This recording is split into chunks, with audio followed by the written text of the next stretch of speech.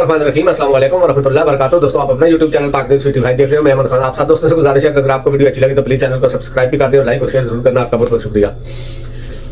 कल ऐसा लग रहा था कि पाकिस्तान में एक तूफान आने वाला है रात को, क्योंकि ऐलान हो गया था सुप्रीम कोर्ट खुलने का।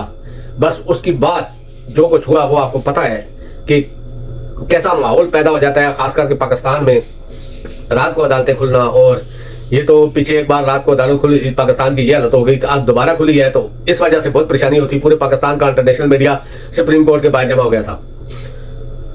तो माहौल ही ऐसा बना दिया गया था कि 4-5 दिन पहले से, जब से लाहौर हाईकोर्ट का फैसला आया इलेक्शन के बारे में और इलेक्शन कमीशन ने जो आरोप लगाए थे उनके बारे में, तो उसके बाद खास करके नून लीग और मौलाना और जरदारी वगैरह में बहुत ज्यादा बेचैनी पाई जाती थी, क्योंकि जो लोग लगे हुए थे उसमें वो इनकी मर्जी के थे। जितने भी डीसीओ डीएसपी जो भी लगाए थे आरोप वो इनकी मर्जी के थे। और ये वही लोग हैं जो बेगुनाह लोगों को यानी कि पकड़ पकड़ कर बंद कर रहे हैं और जमानतें नहीं हो रही। अगर जमानतें हो रही हैं तो दूसरे केस में पकड़ कर बंद कर रहे हैं। ये वही लोग थे। इसी वजह से तहरीक इंसाफ ने इसको चैलेंज किया था कि आपको अदलिया से लेने हैं आरोप। ये जो हुकूमत है, निगरान हुकूमत या जो हुकूमत के आरोप है वो नहीं कबूल है। तो फैसला आ गया था, उसको मतल कर दिया था लाहौर हाई कोर्ट ने इलेक्शन कमीशन के फैसले को। तो नून लीग, पीपल पार्टी, फजल रहमान, इनमें बहुत ज्यादा बेचैनी पाई जाती थी, और खास करके नून लीगी मीडिया में कि ऐसा क्या हो गया, क्योंकि इनको एक उम्मीद हो चली थी कि ये लोग आरोप होंगे, हम कुछ ना कुछ मैनेज करके किसी ना किसी तरीके से आने वाली हुकूमत बना लेंगे और कोई तरीका ऐसा चल ही जाएगा। लेकिन जब ये हुआ तो इनको परेशानी शुरू हो गई। आपने शहबाज शरीफ के बयान देखे, आपने नवाज शरीफ के बयान देखे, आपने और सब के बयान देखे।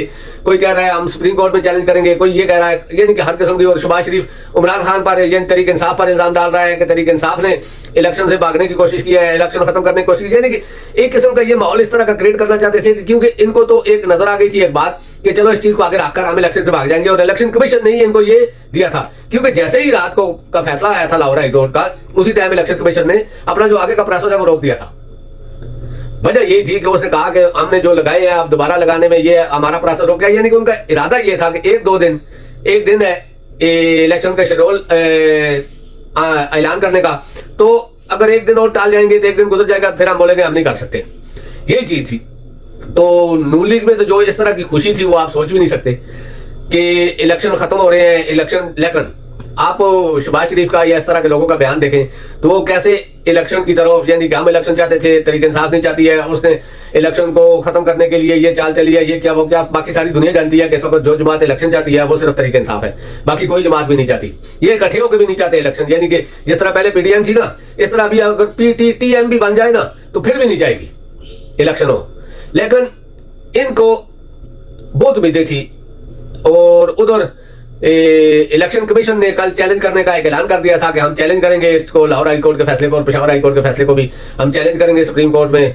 तो उनने दरख्वास्तें वगैरह तैयार कर ली थी। ये भी वबेला मचा हुआ था मीडिया पर, तो सोशल मीडिया पर बहुत ज्यादा इस तरह की बातें हो रही थी।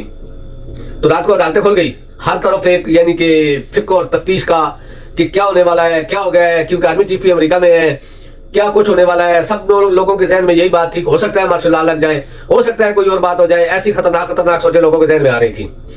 और खास करके शरीफ फैमिली तो बड़ी खुश थी, क्योंकि उनका आगे चीफ जस्टिस जो था उससे उनको 100% उम्मीदें थी कि आज जो फैसला होगा वो बिल्कुल हमारे हक में होगा, 100% हमारे हक में होगा। क्योंकि काजी और नवाजी ये तो आप जानते हैं कि दोनों भाई भाई हैं, हर चीज में, करप्शन में, हर किस्म की चीज में ये भाई भाई हैं। तो कैसे एक भाई अगर दुश्मन भी हो तो तब भी वो अपने भाई का ही फेवर करेगा, तो उनको पूरी उम्मीद थी।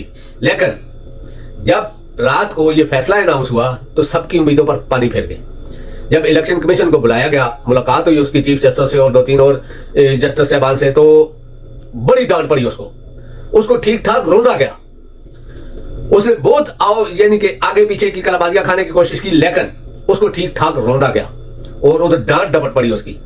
फिर उसको हुक्म दिया गया कि तुम 12 बजे से पहले आज ही इलेक्शन शेड्यूल का ऐलान करो, आज ही। यानी कि उसने कहा मैं कल तक मरुद्दीन नहीं, आज ही ऐलान करना है इलेक्शन शेड्यूल का, जैसे भी हो आज ही ऐलान करना है। मजबूरन उसको जाना पड़ा। उधर से बाहर निकला, मीडिया से बार बार सवाल कर रहा था, कोई जवाब नहीं दे रहा था। टाल टूल जाते हुए भी ऐसा ही किया, वापस भी आते हुए भी ऐसा ही किया, टाल कर निकल गया। तो जब रात को तकरीबन जब ऐलान हुआ इलेक्शन शेड्यूल का, तो उस वक्त जो साथियों में या इस तरह की जो खबरें देने वाले थे सुप्रीम कोर्ट की, उनके मैसेज से पता चला कि इलेक्शन कमीशन ने बड़ी मजबूरी में ये ऐलान किया है, यानी कि दिलो जान दिल से नहीं किया है। ऐलान करना नहीं चाहता था लेकिन फंस चुका था, सुप्रीम कोर्ट का हुक्म आ गया था, उसमें फंस चुका था। कल जो अदालत का माहौल था उसमें कुछ भी हो सकता था, क्योंकि सिर्फ काजी फायद ईसा की बात नहीं थी, दूसरे जज बिल्कुल डट गए थे। साथ वाले जो 3-4 जज थे उन्होंने बिल्कुल एक स्टैंड ले लिया था। उन्होंने कहा इलेक्शन भी होंगे और यही इलेक्शन होंगे और इसी तारीख को होंगे। काजी तो भागना चाहता था लेकिन नहीं भागने दिया गया। तो ऐलान हो गया, इलेक्शन शेड्यूल का ऐलान हुआ, जो 8 फरवरी को तो बिल्कुल होंगे। 8 फरवरी को आम इंतखाबात की वोटिंग होगी। उसके बाद यानी कि पूरा शेड्यूल अनाउंस कर दिया गया, क्योंकि अगर न करता तो इलेक्शन कमीशन तो क्यों, लेकिन उन्होंने ऐलान कर दिया है रात को इलेक्शन शेड्यूल का। 20 से 22 दिसंबर तक कागजात आप जमा करा सकते हैं और 20 से 22 तक आप कागजात जमा करा सकते हैं, उम्मीदवार जितने भी हैं। तो इसके बाद यानी कि जो इलेक्शन का प्रोसेस होता है वो चालू होगा और 20 से 22 दिसंबर तक कागजात की यानी कि आप कागजात जमा करा सकते हैं। और जो रिटर्निंग अफसरान है वो तकरीबन 19 दिसंबर को पब्लिक नोटिस जारी करेंगे। ये यानी कि पूरा शेड्यूल है, आप उनकी वेबसाइट पर भी पढ़ सकते हैं और आज आपको खबरों में मिल जाएगा। ऐलान हो गया है, यानी कि इलेक्शन का ऐलान हो गया है। दूसरी साइड में जो कुछ उन्होंने सोचा था तहरीक इंसाफ के लिए वो नहीं हुआ। कल इलेक्शन कमीशन जो चीफ इलेक्शन कमिश्नर है उसका बयान आप देखें, जब वो ऐलान कर चुका तो सुप्रीम कोर्ट से रात को, तो उसका बयान आप देखें कि उसने कैसे कल्टी खाई है। वो तारीफों के पुल बांध रहा था इमरान खान के और कह रहा था कि इमरान खान तो मेरा फेवरेट है, मेरा स्टार है, मैं उसको बहुत चाहता हूं, मेरी फैमिली उसके बहुत फैन है उसकी, यानी कि इस किस्म की बातें कर रहा था।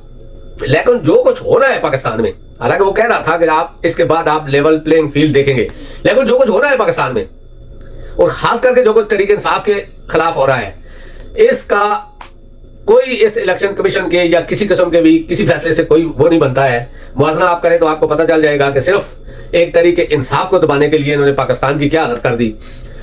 शेर अफजल खान मरावत कोई असला लेके, कोई फौज यानी कि दहशतगर्द लेके लाहौर में दाखिल नहीं हुआ था, वो हाई कोर्ट के हाथे से बाहर निकला था। हाई कोर्ट में उसका हक बनता है, वो उनका अपनी कम्युनिटी है, उसमें वो बात कर सकते हैं। हाई कोर्ट में उसने बात की, बाहर निकला, उसको गिरफ्तार कर लिया गया। क्या ये कोई छोटी सी बात है? एक आदमी इमरान खान के बाद तीसरे नंबर का पॉपुलर आदमी है, जिसको पठान आप दिलो जान से चाहते हैं, उस आदमी को आप खैबर पख्तूनख्वा में गिरफ्तार नहीं करते, एयरपोर्ट पर आप गिरफ्तार नहीं करते, लाहौर आता है गिरफ्तार कर लेते हैं। ये आप सोचे कि ये क्या चीज है? यानी कि ये दो सूबों को आपस में लड़ाने की बात है और ये सारी प्लानिंग शरीफ फैमिली, नून लीग और कुछ इनके पीछे जो सपोर्टर है उन्होंने की है कि आप ऐसा करो जिस तरह 9 मई क्रिएट किया गया था, इस तरह ये भी करो, इसको गिरफ्तार करोगे, आपस में रफड़ा होगा, पंजाबी नवाज शरीफ को वोट डालेंगे, पठान इमरान खान को वोट डालेंगे, इस तरह की बातें चल जाएंगी। लेकिन नहीं, हम पाकिस्तानी है और वो भी पाकिस्तानी है। हम कोई पंजाबी, कोई पठान, कोई बलोची, कोई सिंधी, कोई बलूचिस्तानी, कोई कश्मीरी नहीं है, हम सिर्फ पाकिस्तानी है। हमारे लिए कोई सूबा मैनी नहीं रखता, हमारे लिए मैनी रखता है हमारा प्यारा पाकिस्तान। यही बात आप लोगों ने भी अपने ज़हन में रखनी है। यही बात आपने 8 फरवरी को साबित भी करनी है कि आप पाकिस्तानी हो, पाकिस्तान की खातिर निकलो, जिसको दिल करता है वोट दो, लेकिन पाकिस्तान को आगे रखकर, सूबे को आगे रखकर नहीं, पाकिस्तान को आगे रखकर आपने वोट देना है जो आपके दिल में है। किसी को पूछने की जरूरत नहीं। गांव महलों में, यानी कि मैं गांव के लोगों से ज्यादा कह रहा हूं, कोई बिरादरी की जरूरत नहीं। इस वक्त मसला पाकिस्तान की लीडरशिप का है, पाकिस्तान का है, किसी भी बिरादरी की जरूरत नहीं। बिरादरी वाले तो कुछ इस तरफ होते हैं, कुछ उस तरफ होते हैं, लेकिन आपके दिल में जो बात है ना वो करना। आपने अपने दिल की बात सुननी है, वोट देनी है, निकलना है। बिरादरी बेस पर नहीं वोट देनी इस दफा। जो आपके दिल में है, जो आपको अच्छा लगता है, जो पाकिस्तान के लिए अच्छा है, जो पाकिस्तान की खातिर करता है, जो गरीबों के लिए है, जो पाकिस्तान का सोचता है, आम आवाम का सोचता है, उसको वोट देनी है, चाहे वो कोई भी है। नवाज शरीफ है, जरदारी है, मौलाना है, शोबाज है, यानी कि कोई लीडर भी है, इमरान खान है, कोई भी है, आपने उसको वोट देनी है। और वोट आपका एक फरीजा है। आपने अल्लाह को हाजिर नाज़र जानकर अपने मुस्तकबिल और अपने बच्चों के मुस्तकबिल के लिए सही जगह वोट देनी है। ये मत सोचे कि फलां ने कहा था फलां को दो, फलां ने कहा था फलां को दो, नहीं, सही जगह पर आपने वोट देनी है। जो आप बेहतर समझते हो पाकिस्तान के लिए, अपने लिए और अपने बच्चों के मुस्तकबिल के लिए कौन बेहतर है, बस आगे आप सोच लें कि आपने क्या करना है। तो दोस्तों अब तक के लिए इतना, इंशाल्लाह नेक्स्ट व्लॉग में आपसे मुलाकात होगी। अल्लाह पाक आप सबको अपनी ज़बान में रखे। अस्सलाम वालेकुम व रहमतुल्लाहि व बरकातहू। अल्लाह हाफिज़।